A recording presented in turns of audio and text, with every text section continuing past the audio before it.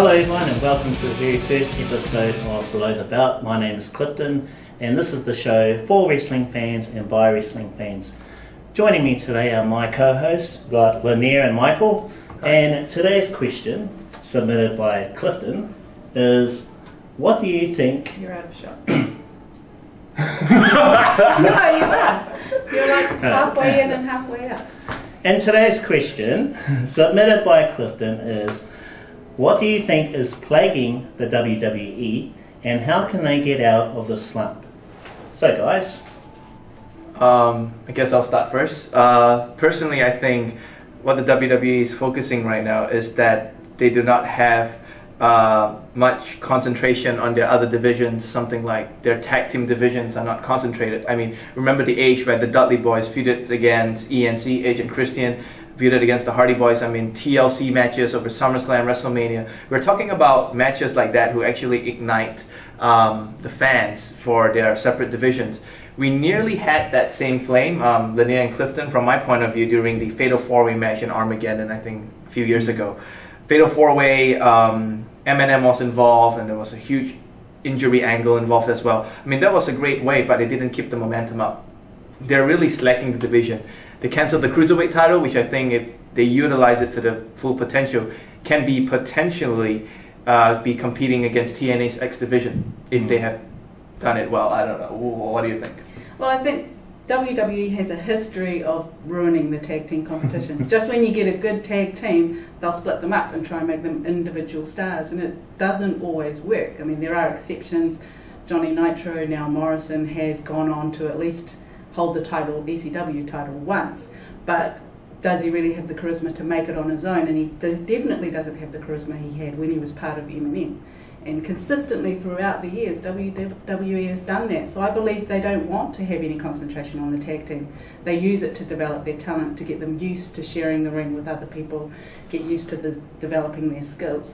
So I think that, yes, it's an issue because for those of us who love tag team fights, you can't watch great ones when you haven't got great fighters in the ring. But in terms of developing wrestlers, you've got to focus on what's important, and that's the main titles, the individual titles. Well, I tend to agree on that, but let's think about which tag team division teams who went on to the single and made history. We have Edge, which has created history over the past years. I mean, he has developed his own team right now, the H-Heads. So I think the formula can work. And I mean, check out, like you quoted John Morrison. He was part of Eminem. He was rising. He won the Intercontinental title. But what happened was, I think now he went back to the tag team division. Quite sad, you know. They don't have that strong grip. Basically, my second point of argument, what is plaguing the WWE, would be repetitive storylines, the same opponents over and over and over again. I mean, how many times have you seen Triple H versus John Cena, Triple H versus Randy Orton, or John Cena versus Randy Orton? It happened over and over again. They should give what the fans want, you know, like all of you watching at home right now in front of your computer. They should give Jeff Hardy that title shot at WrestleMania. I'm telling you that. And no, they're not doing that, you know. And he hasn't proven himself yet, though. I think Jeff Hardy has proven himself pretty well. Yeah. He has gone over with the crowd. I mean, did you see his reaction at the Royal Rumble? The crowd reaction? The crowd loved him. That was at Madison Square Garden. Yes. You know, if you can draw a crowd of that size at Madison Square Garden, you should give him a title shot, and he should win the title at the next big thing, which is WrestleMania. They're not doing that. But then you've got Jeff Hardy and other guys, main eventers at the moment, like John Cena, who was back from his injury a while ago, and Triple H, and by rights he shouldn't be able to beat one of those guys. I think it's not about beating. I think it's about feeding Vince's ego. Vince believes that John Cena is like the king of wrestling right now. You know, fans have been booing him. You know, they didn't like his Royal Rumble surprise entry, and then they just keep giving him. You know, they kept giving him the torch. You know, and he's heading off to shoot a movie. So, you know, you should give the torch to Jeff Hardy or something. But some may argue saying that Cena is still young, you know, he's like The Rock when they made The Rock. I don't know, what do you guys think? I think that one of the main issues with the WWE is that their writing staff can't cut it anymore in terms of storylines. They kind of try to develop a wrestler and get him to a point where the crowd loves him, like Jeff Hardy, like Mr. Kennedy used to be. Yes. And then they'll write a storyline which sucks, and they get buried, and I am just waiting for the time that's going to happen to Jeff Hardy, because Mr. Kennedy was the star of WWE last year. And SmackDown. And yes. SmackDown, they move him to Raw, he gets buried. That's exactly. I'm a fan of SmackDown, by the way. You see, what happened to Carlito? Do you guys remember when Carlito first debuted in WWE? It was on SmackDown. He beat John Cena for the US title. He had the Carlitos Cabana. He spit apple at people, you know. Yeah. He was cool. But when he went over to Raw, he got buried. Kennedy was cool when he was at SmackDown. I think he was starting a feud with Batista. He went over to Raw. He was quite cool. He was kicking people around like Shawn Michaels, and then he got buried, you know.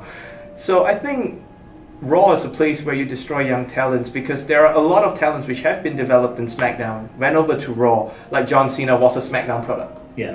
You know. But the difference was John Cena had the writers behind him. They gave him the right storylines. They gave him the belt. They let him become a star. And then the crowd turned against him, but that's a different story. But they allowed him to develop. They haven't done that with Mr. Kennedy or Carlito, and I don't think they're going to let Jeff Hardy do it. I think they're going to bury him after WrestleMania. I think basically all of you fans watching at home, you're not actually stupid to you know, you're not so dumb enough to actually think that the way the story writers write John Cena being all hero-like, so that's why you're booing him.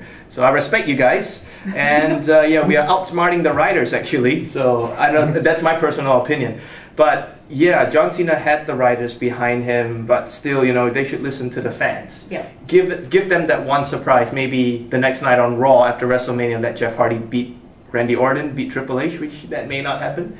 I don't think that will ever happen. I don't. Let's see. But you can't say we're making it hard for them. They know who we love.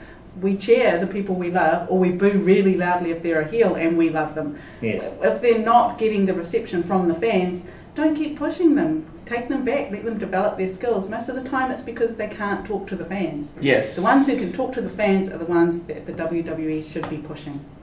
I think John Cena, you know, from my personal opinion, the way how I've been viewing WWE programming, fans like us, we do not hate John Cena because we like to hate him. We just hate him because he's just always being pushed. He has headlined so many WrestleMania main events. And take notice, from my personal opinion, I think all of us can recall WrestleMania 2000, where there was a Fatal 4-Way match. I mean, by far that was the best WrestleMania for me because we had different wrestlers on side. But this year we always have triple threats, and it's always the same competitors. We always have single matches. It'll be the same competitor over and over again. Repetitive, you know. Yep. You want to move on to the next question? I believe that's all the time we have for right now. Do you guys have any closing comments? You want to go first, Lenaire? My personal wish is take Mr. Kennedy back to SmackDown, please, and let him have a main event push. My personal opinion would be to actually give Jeff Hardy a strong push, put him in a huge main event, and then let him win the title, you know. Let him have those runs that Jericho used to create when he first won the title, the biggest cheers. Jeff Hardy should win. Jeff Hardy should win. Okay. Definitely. So that is our episode for today. I hope you enjoyed it. If you have a question for us, please leave a comment in the comment section below or a video response, and we'll see you next time. Okay, see you later. Bye.